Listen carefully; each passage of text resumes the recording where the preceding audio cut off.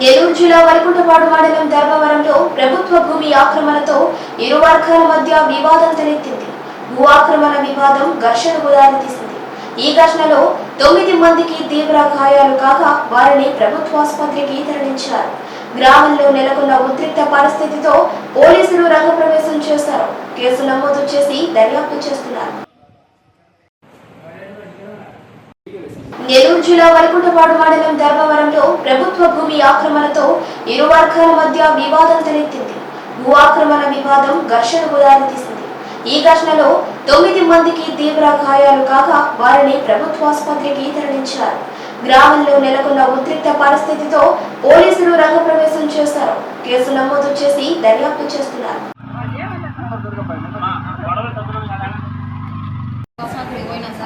చిన్న ప్రసాద్ అనే వ్యక్తి కొట్టింది సార్, రాయి తీసుకొని కొట్టింది.